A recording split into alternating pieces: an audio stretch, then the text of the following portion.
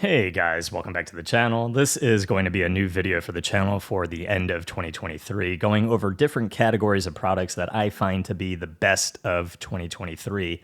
I'm not going to get into products that released in 2022. This is limited to 2023, so keep in mind there may have been some awesome products in 22 that would have taken the top end slot. I want to talk about mousepads first. My favorite design of the year is one that I was involved in, so I can't give it the award. But I just want to kind of talk about something. In 2023, we saw an influx of limited edition pads, a lot of them all with a lot of anime biddies. It's nice to have a pad that has a design element that actually means something, and the meaning behind the Pulsar Superglide polarity for us was kind of a circular nature, that we all go through dark times, we all go through good times, but it's always a reminder that things can change very quickly, and the koi fish representing strength, its perseverance through the bad times and trying to get back to the good. That was kind of the idea behind the pad, which is why I really love the Pulsar Superglide polarity that we designed.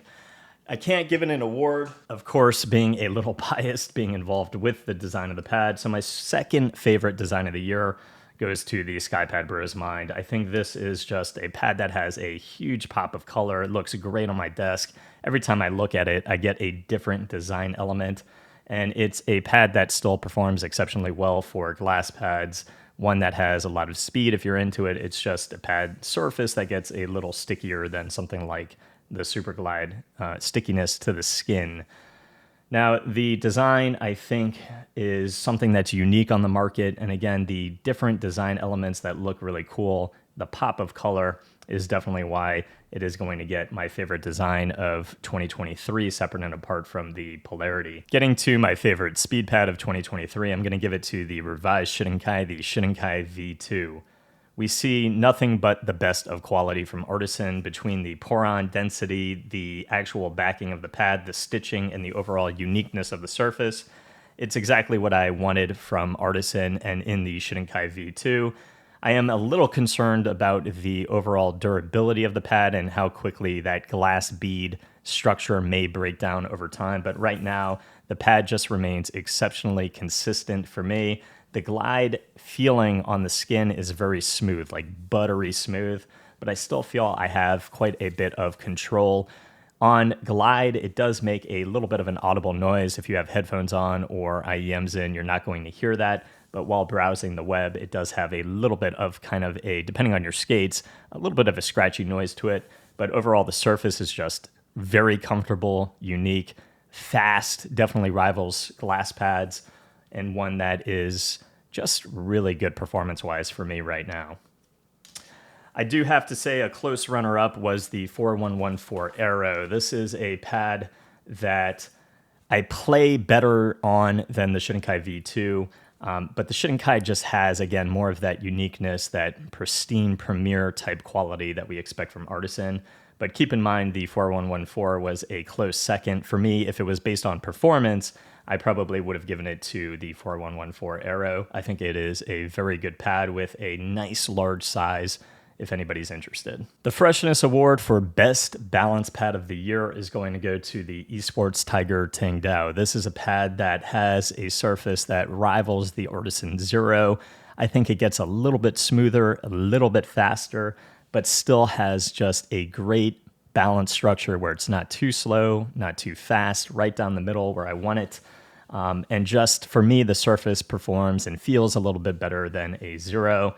The Tangdao comes in a wide variety of colors and bases, the pink having a mirrored base that you can just suck to your desk. This one in kind of a lavendery purple has a different foam density. It's not pour-on, and it rebounds very quickly, and I like that. So I do have different versions of the Tangdao. I know it can be a little confusing about all the versions that they have, and I guess the extra options are nice. But overall, the main important thing is the textile, which I think just performs great for PTFE skates as well as glass skates. The best control pad of 2023, the Freshness Award, is going to go to the Whale's Rizz. And I know people either love the whale, hate the whale, or love to hate the whale. But if you take the man out of the equation and just assess the pad, it is a very good control pad and one that the market has kind of been missing.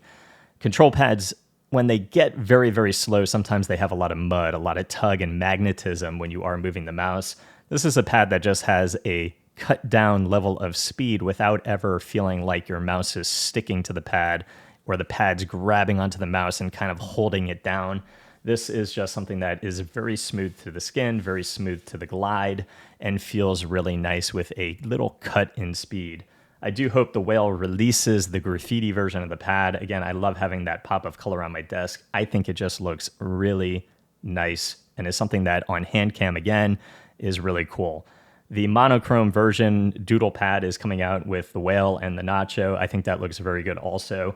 Keep in mind the red Rizz does feel slightly slower than the colored versions of the pad. And now I want to really focus on mice. 2023, we've seen a lot of releases, but I think I want to start with the best small mouse. And this is also going to take the cake for the best Magnesium mouse.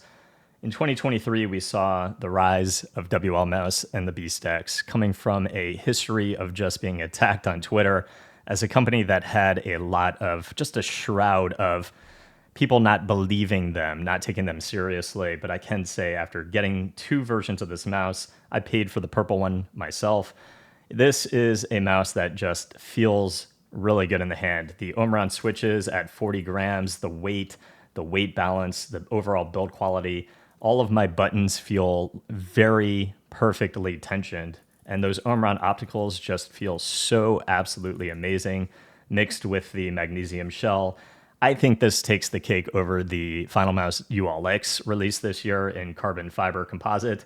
This just feels so good to me performance-wise and is something I think has a better shape, a better price than the Razer Viper Mini Signature Edition. I think it takes the cake for best small mouse, and it takes the cake for best metal mouse. Where things get a little bit more difficult is where to give the award for best overall symmetrical mouse. I struggle with this because I don't necessarily want to give an award for the mouse that I think is the safest, but I think it is appropriate to give that category to the safest mouse, which is still the G Pro Superglide 2. This does not have 4K Hertz polling. It's not pushing the lightest weight, but I think at around the weight that it is, it just feels very good for consistency for tournament play. The heavier switches, a lot of people either love them or hate them. I like the heavier switches once I got used to them. The side buttons still need work on the G Pro Superglide 2. There's no question about that. But overall weight, performance, battery life at 2000 Hertz, everything feels great if you're looking for a solid, consistent driver for either competitive play or tournament play. It's the mouse that I can always pick up and I know I'm going to be consistent. I might not play at my top tier best, but I know I'm going to play at a top tier level of consistency. And that's why I think the G Pro Superglide 2 still deserves the award for best symmetrical release in 2023. Now, if I was to be a little bit more daring, I would say that the WL Mouse Beast X definitely takes the cake for best symmetrical mouse, but I think just giving it the award for best small mouse, best metal mouse is appropriate. A safer option for, I think, a wide array of people is still the G Pro Superglide shape, but I really do love the Pulsar X2 V2, a close second, along with the Beast X. Now, the next mouse is going to be the best ergonomic mouse, which could also presumably take the cake for the best large mouse. But the best ergonomic mouse I'm going to give to the Vaxi Outset. Vaxi does not have 2K polling or 4K polling, but they, on competitive mode, have a mouse that has latency that rivals the 4K mice, performance that just feels very good in competitive mode. I never have any stutters. I never have any feeling of antenna disconnect with the dongle. It's a mouse that has a shape that makes sense. It feels like they've actually dumped a lot of research into the shape, because when you actually put this in your hand, the ergonomic curves make sense. The shape makes sense. It's different than a lot of other ergonomic mice that have released this year that kind of just feel like a miss, like blobs under the palm. The Vaxi Outset, I think, is one of the best shapes on the market right now. And in wireless format, the mouse overall, for me, performs at my top level. It takes the cake. And for me, weight just doesn't mean a damn thing. I've got the X2H ES, I've got the Pulsar X-Lite V3 ES, all coming in at around 65 grams, the Pulsars. And I have to say that for fast pads, there's just something that feels so good about that 65 gram mark. If I'm playing on the Shidenkai V2 or I'm playing on glass, I'm actually preferring a little bit more meat under my hands. And with something like the Pulsar X2H ES, being kind of weight balanced almost perfectly with maybe a little bit more feeling towards the sensor, there's just something about it for competitive play that for me, I'm getting a level of consistency on speedier pads that beats out the lightweight mice. Obviously, I still play exceptional on something like the Beast X, but I'm just preferring on speedier pads right now the heavier mice. And for me, the best ergonomic is definitely going to be the Vaxi Outset. Getting to the best budget mouse of 2023, the Freshness Award is going to go to the Zhaopin Z1 Pro. This is a shape that mirrors the Razer Orochi V2. I think between the weight balance, the price point, and the 4K compatibility, this is a mouse that just feels awesome and one of the greater egg shapes on the market right now, with a weight balance and internals that are catching up to the market as opposed to the Razer Orochi V2. For a release in 2023 at this price point, you could perform like an absolute animal. I think it keeps up with the big boys and is probably the only budget mouse that I've tried this year that I've really enjoyed. For coolest new feature on a mouse, I'm actually going to give it to the Hecate or the Hecate mouse here. This has one of the coolest things I've ever seen on a mouse in recent times. I guess kind of coolest in the sense that I've just not seen it before. But this actually has a switch swap function where you can quickly go from a clicky and tactile switch and just raising the button forward, it goes to a very muted switch. I think the transparent shell along with the RGB inside and those silent switches, it's just something that's really cool. And I actually hope that more mice kind of implement this in the future because it's kind of interesting just having the same shape with that very hot swap functionality between switches. It's probably one of the coolest things I've tried on mice this year. The Freshness Award for the best refresh in 2023, I'm going to give it to Zowie with the wireless EC series. The EC2, the EC1, the EC3, kind of all these fabled mice, particularly the EC2 for Counter-Strike or TAC shooter, tournaments and FPS for pros. I think Zowie finally coming out with wireless mice in 2023 was really nice to see. I think it's a sign for good things to come. I know a lot of people saw their new mouse at DreamHack, and I can say that I think a lot of people are going to be very pleased where Zowie is going into the future. Zowie with the EC1, the EC2, the EC3, although not having 2K or 4K, that enhanced wireless receiver does feel so good in terms of performance. I never had any stutters. I never had any issues, again, with antenna signal disconnect. It's something that I think in wireless format, the EC3, the EC2, probably some of my favorite mice shapes and some of the best mouse releases this year, separate and apart from that initial release price. But Zowie did recently reduce the price, so I think it's a really interesting buy for anybody looking for a really great ergonomic mouse. I think the Freshness Award for the best overall features in a mouse, I'm going to give it to the Pulsar ES series. I think having the little OLED screen on the bottom of the mouse is exceptionally interesting. This does not require any drivers at all. I can change the hertz polling rate on the bottom of the mouse with native 4K. I can change the DPI, the liftoff distance, motion sync on or off, and the battery life lasts very long on 4,000 hertz. And the aluminum scroll wheel just looks so nice mixed with that black shell design. It's a really nice offset, a mouse that looks really good. And I think, again, that weight decision that they made specifically for tournament play just feels really nice. And I think it's a great option to have with their other lineup of lighter weight mice that don't have all of those features built in. So best features, I'm going to give it to the Pulsar ES. And for best company of 2023, I'm actually going to give it to Pulsar as well.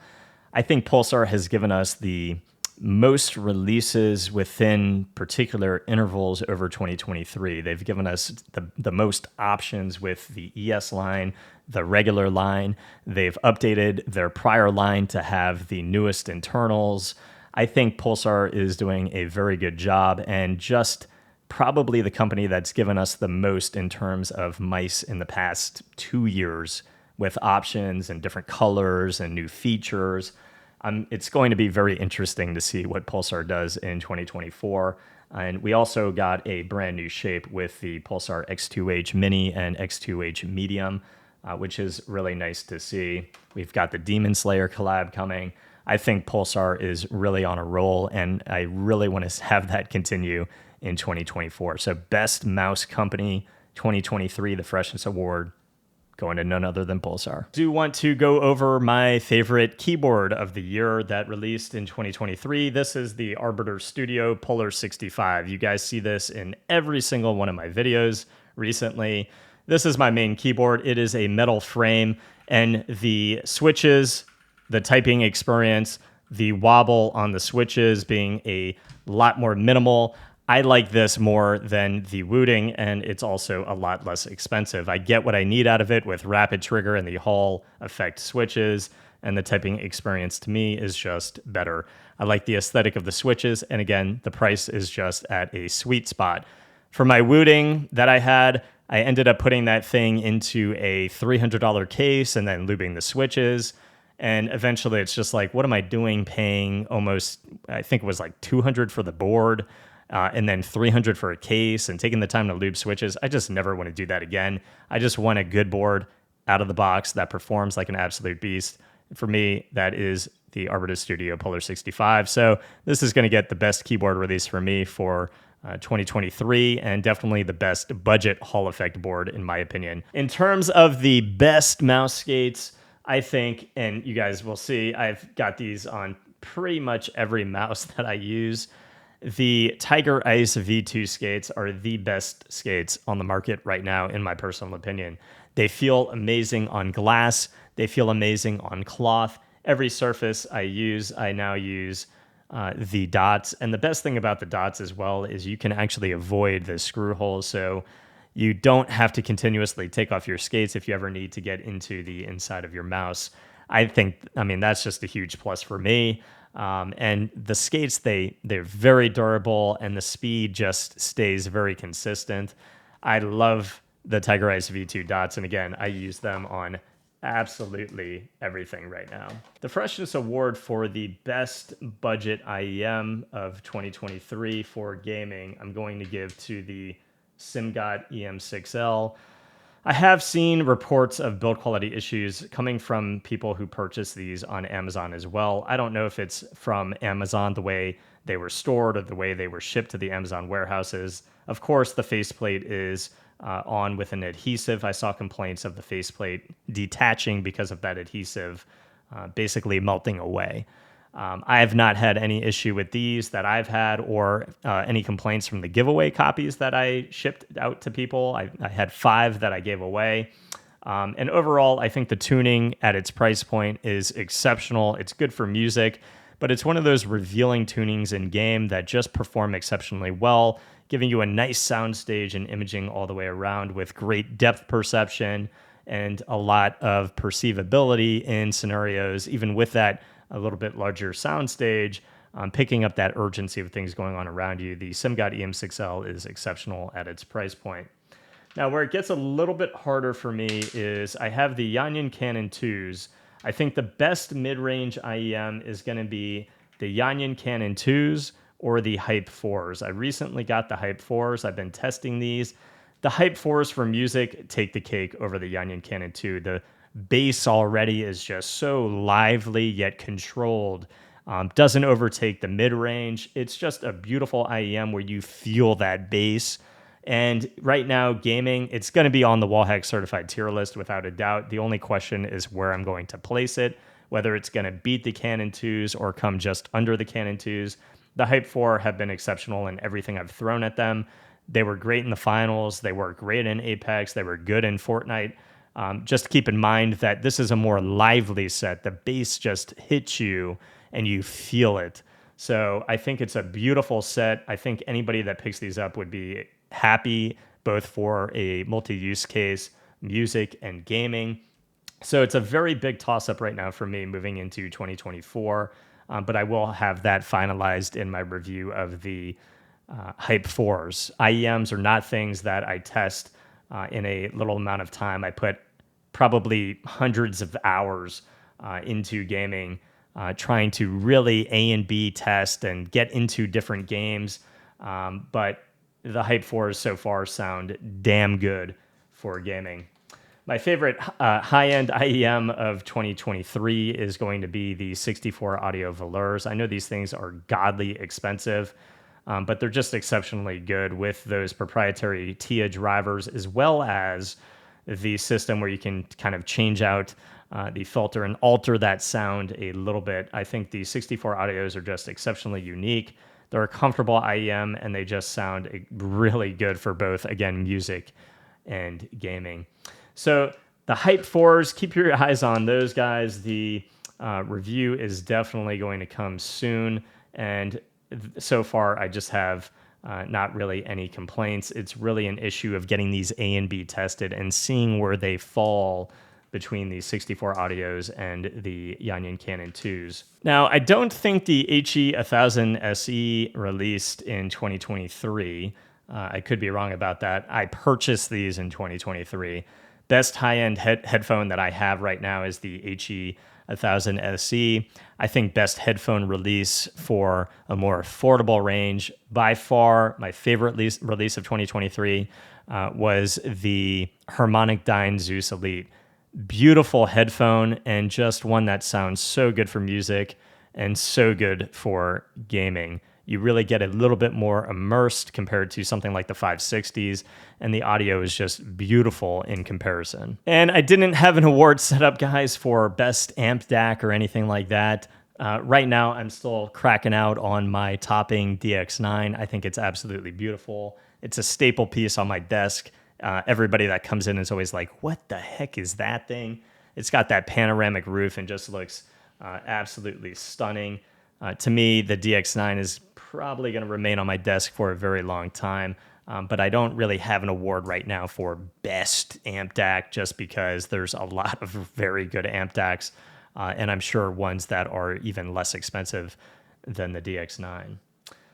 So guys, that is it for the Freshness Awards, covering pads, IEMs, mice. If there's anything that you guys think I missed, let me know in the comments, or if you guys have agreements or disagreements and think that something else should have taken the cake, I'd be interested to see your comments.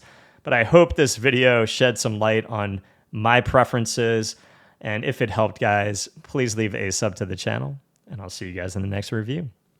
Peace.